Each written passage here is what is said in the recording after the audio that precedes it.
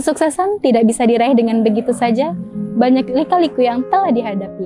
Seperti cerita sukses JNT Friends kita pada hari ini, dimulai dari bisnis kecil-kecilan sejak di bangku SMA, hingga saat ini menjadi entrepreneur muda.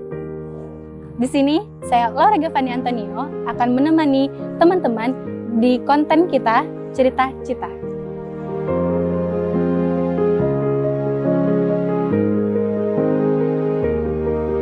Saat ini saya sudah sampai di Store Mormo untuk bertemu langsung dengan ownernya. Yuk ikuti!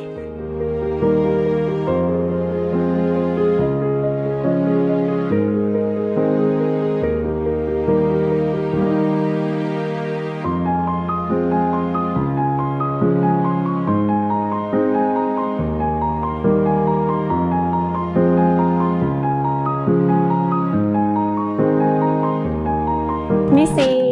Iya, silakan. Oke, selamat siang Bang. Selamat siang. Saya Laura. Sehat. Ini dengan Abang siapa? Saya Teguh, Kak. Oh, saya Teguh. Bang, ini sebelumnya nih saya terpikat nih sama yang piagam-piagamnya Abang nih banyak banget. Ini ada piagam apa aja nih Bang? Oh, yang piagam yang di sini, ini ada beberapa event kerjasama dengan Mormo, Kak. Jadi ini ada beberapa event dari teman-teman di kampus di Kota Padang, sama pernah juga sama BNN. Dan juga ada beberapa karya waktu itu kita kerjasama dengan salah satu event di Politeknik. Oh, Politeknik. Ini udah sampai masuk koran juga di sini ya Bang ya? Iya. Kalau yang ini dari mana nih Bang? Ini dari STKIP, Kak. Oh, oke, bukan di sini aja nih teman-teman JNT Friends. Di sini bagian sini juga ada. Yang di sini yang juga apa nih Bang? Sini juga banyak banget ya? Iya. Ada beberapa event yang pernah kerjasama juga, Kak, dengan Mormo. Oke, banyak banget teman-teman JNT Friends. Boleh kita lihat nggak Bang? Boleh, boleh. Wow, banyak banget ya dari atas sampai bawah. Ini baru sebagian, Kak. Oh, baru sebagian, masih Iya. banyak lagi nih JNT Friends. Bener-bener pengusaha muda banget sekarang ya Bang ya? Oke. Ini ada apa aja nih Bang? Ini di acara apa ini Bang? Oh, ini waktu tahun 2017 Mormo ikut salah satu event di Padang, namanya Jacklot 2017. Wow. Ini ada artis-artis ternama juga ya Bang ya? Iya, waktu itu ada artis, ada Raisa, Isyana, dan masih banyak lagi. waktu itu. Udah masuk nasional nih. Mungkin untuk ngobrol lebih lanjut, kita duduk aja ya, Kak? Oke. Oke, silakan.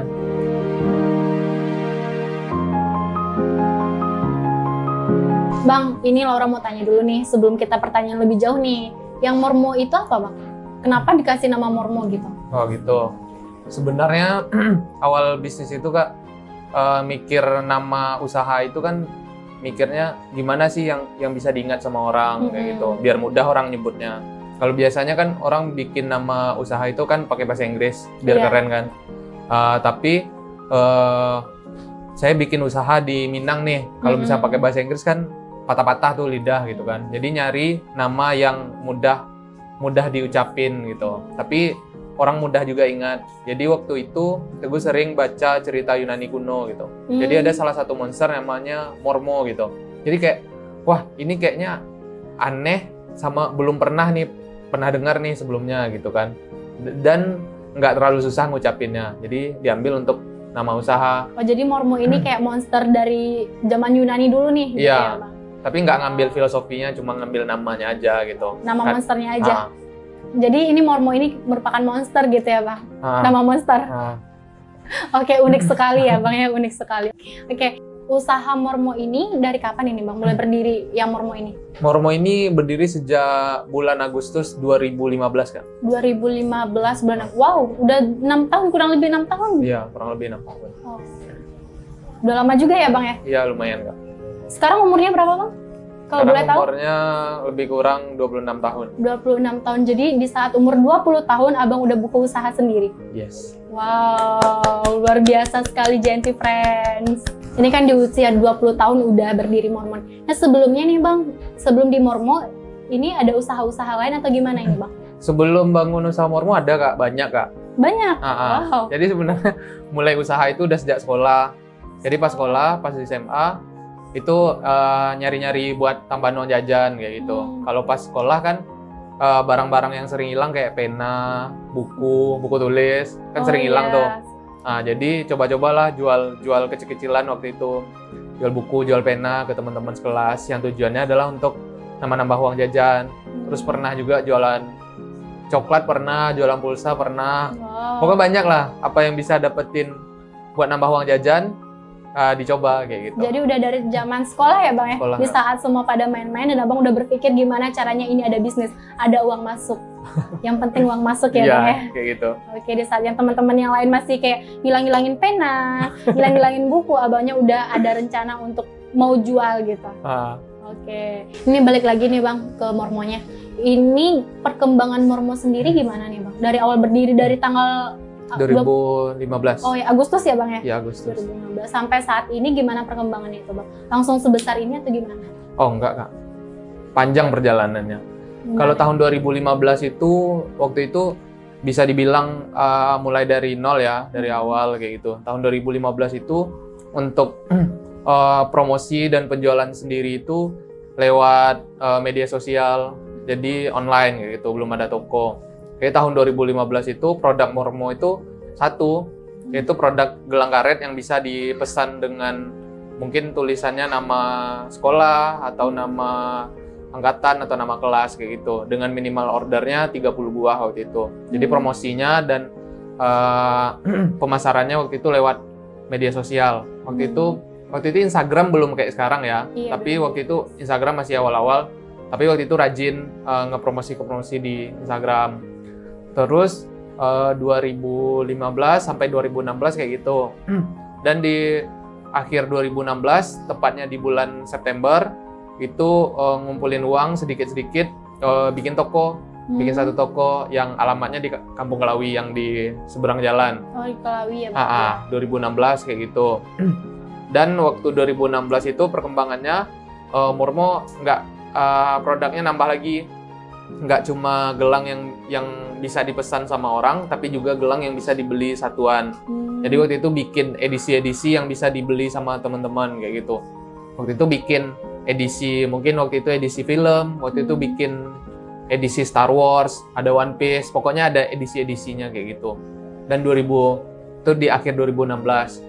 Pada tahun 2017, alhamdulillah waktu itu yang order makin banyak nih, yang beli makin banyak, otomatis nyetok barang tambah banyak juga dong.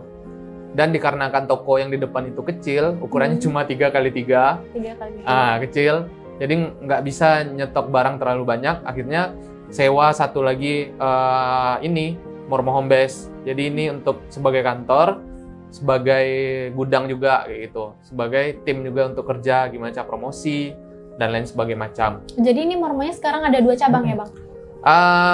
Pada tahun 2017 waktu itu ya ada 2, ada toko, sama ada kantor.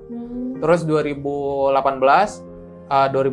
mulai nih gencar untuk kerjasama dengan event teman-teman mahasiswa. Jadi kalau misalnya kerjasama sama event mahasiswa, itu kita buka stand di acaranya kayak gitu. Dan kebanyakan event-event itu lebih kayak event festival, pokoknya eventnya yang rame lah kayak gitu kan. 2018 mulai kayak gitu. Terus 2019 mulailah untuk kerjasama dengan event-event yang lumayan gede kayak gitu. Ada kerjasama sama instansi juga, sama BNN, dan yang paling gede tahun 2019 itu kerjasamanya sama Tour de Singkara. Oh, Tour de Singkara, ya, gede banget itu ya Bang ya. Sesumbar itu ya adanya. Internasional Kak? Internasional, wow. Jadi ini Mormo udah kenal sampai ke internasional ya Bang ya? Berharapnya seperti itu. Berharapnya kayak gitu. Terus 2019 kayak gitu, 2020, akhir 2019 dikarenakan untuk penghematan juga, toko yang di depan itu ditutup dan dipindahin ke sini kayak gitu. Oh, jadi selama 2 tahun Mormo ada 2 cabang ya Bang? Selama 2 tahun, wow, udah ada cabang ya. Terus dipindahin ke sini dikarenakan yang pertama masih banyak nih ruangan yang nggak kepake kan. Daripada nggak kepake terus mubazir, jadi dimodifikasi biar ada jadi toko di sini di depannya gitu. Di belakang tetap ada gudang, tetap ada kantornya. Terus di 2020 kan pandemi nih. Emang di kita emang ada ngerasain dampaknya, ada penurunan penjualan. terus merumahkan beberapa orang karyawan juga. Banyak karyawannya juga ya Bang? Kalau dulu sebelum pandemi kita ada 1, 2, 3, 4, 5, 6, 7, ada 8 orang. Ada 8 orang karyawan dan yang pemimpinnya Bang? Iya. Ownernya 1? Iya, ownernya 1. Dan Abang udah bisa gaji 8 orang? Ha-ha. Wow, luar biasa. Di usia yang masih sangat-sangat muda, Bang Teguh udah bisa gaji orang loh. Iya, kayak gitu. Di saat yang lain nih masih kayak zaman-zaman kuliah ya Bang ya? Iya. Kuliah masih kayak minta sama orang tua, Bang Teguh udah bisa gaji orang. Wow, luar biasa sekali. Bang, ini dari tadi nih yang Laura lihat kan ini banyak gelang. Kenapa sih Abang milihnya gelang gitu? Kenapa kayak nggak yang lain gitu? Kenapa harus gelang? Mungkin di tahun 2013 pas awal-awal mau bikin usaha itu, yang lagi ngetren itu sebenarnya clothing Kak. Kayak kaos, kayak jaket, kayak gitu kan. Pengen juga bikin yang seperti itu, tapi karena udah mainstream, udah terlalu banyak, jadi kan agak susah juga tuh ngejualnya nanti. Jadi waktu itu mikirnya yang agak beda sedikit kayak gitu. Dikarenakan waktu itu emang hobi pakai gelang ya, sama kalau misalnya untuk gelang itu untuk modal bisnisnya nggak terlalu gede, makanya lebih pengennya di gelang waktu itu. Terus nilai pasarnya juga ini ya Bang, lebih mudah dijangkau ya Bang? Iya, dan alhamdulillahnya sampai sekarang emang bisa difokuskan kan di produk gelangnya. Ya. Bang, ini untuk gelangnya sendiri, ini Abang yang bikin sendiri atau gimana ini Bang? Kalau misalnya untuk gelang, sebenarnya kita pakai sistem partner Kak, partner dan vendor gitu. Karena yang pertama itu sebenarnya kita bisa bikin sendiri, tapi kan kita mikirnya untuk kualitas juga ya. Jadi kita cari partner yang emang berfokus untuk produksi gelang itu. Jadi untuk vendor dan partner kita, yang pertama kita ada kalau yang lokal kita ada di Bandung.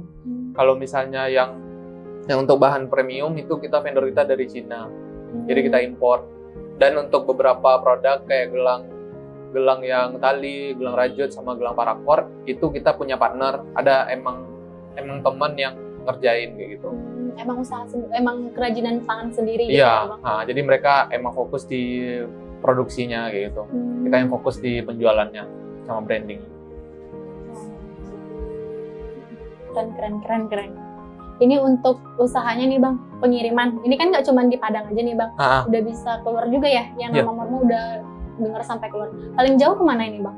Paling jauh kita pernah ke Sulawesi, ke NTB juga pernah. Wow. Kayaknya paling jauh ke sana sih, ke daerah timur. Oke, daerah timur ya, kayak NTB, Sulawesi, ke Kalimantan?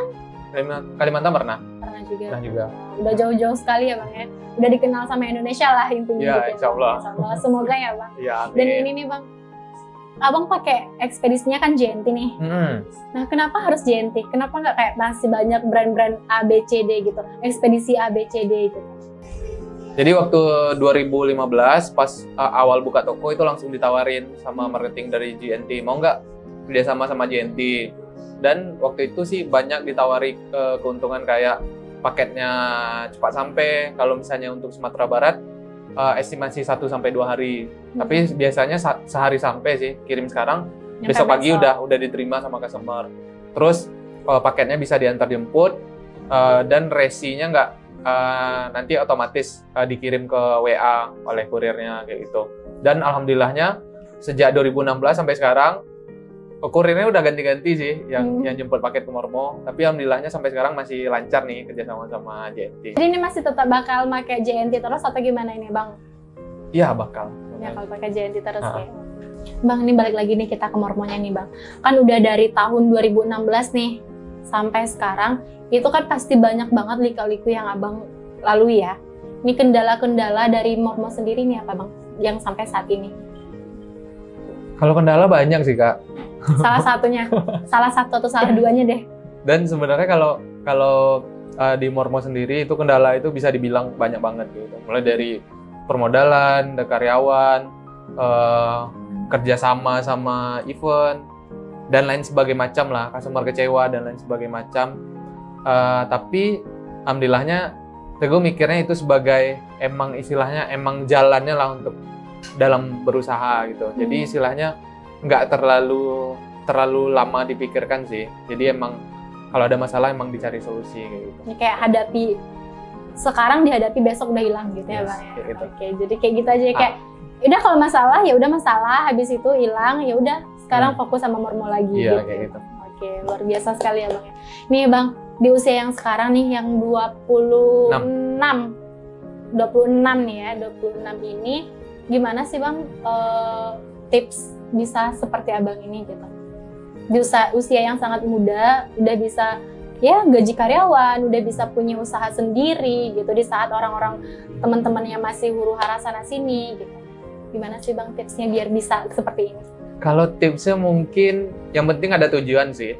Tujuannya apa kayak gitu. Kalau misalnya Teguh sendiri emang tujuannya emang pengen punya usaha yang istilahnya itu emang pengen ngerjain yang emang disuka kayak gitu. Jadi tujuannya seperti itu.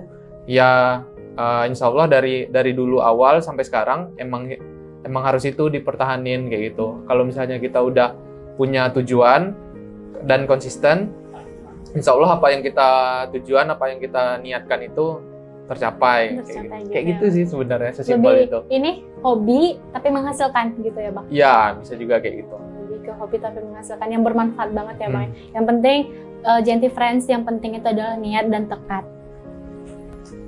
Nih Bang, sebelum kita nutup nih Bang, gimana ada nggak Bang pesan-pesan untuk Genti Friends kita yang ada di rumah hari ini, yang nonton di acara kita? Silakan yang untuk pesan-pesan biar bisa kayak Abang gitu.